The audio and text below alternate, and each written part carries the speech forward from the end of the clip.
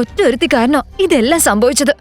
അതിന് ഈ കാര്യത്തില് ഞാൻ എന്ത് തെറ്റാ ചെയ്തേ? നീ എന്ത് തെറ്റാണ് ചെയ്തതെന്നോ? അല്ല, നീ എന്താ അന്നേരം വാ തുറന്നൊന്നും മിണ്ടാത്തെ? എടി, സംസാരിക്കാൻ ഞാൻ ശ്രമിച്ചതാ.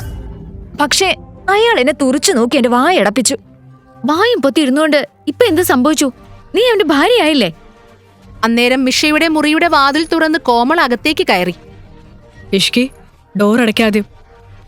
ഇഷ്കി, നീ ഇവിടെ എന്തെടുക്കുവാ? ഇനി നീ ഈ റൂമിലല്ല നിൽക്കേണ്ടത്. ഭർത്താവ് രാജ്വീറിന്റെ മുറിയിലാ.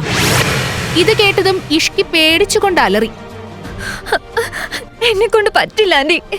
എന്നോട് ആ പിശാചിന്റെ കൂടെ ഒരേ മുറി കഴിയണമെന്ന് നിങ്ങൾക്ക് എങ്ങനെ പറയാൻ കഴിയുന്നു? നിങ്ങൾക്ക് അറിയാവുന്നതല്ലേ, അയാൾ വീട്ടിലുള്ളപ്പോ ഞാൻ മുറിയിൽ നിന്ന് പുറത്തിറങ്ങാറ് പോലും ഇല്ല. ഇല്ല, ഞാൻ എന്തായാലും സമ്മതിക്കില്ല. ഇഷ്കി, നീ ചേട്ടന്റെ മുറിയിലേക്ക് ഇപ്പൊ പോയില്ലെങ്കിൽ നിന്നെ കൂട്ടിക്കൊണ്ടു പോകാൻ ചേട്ടൻ ഇങ്ങോട്ട് വരും. പറഞ്ഞേക്കാം.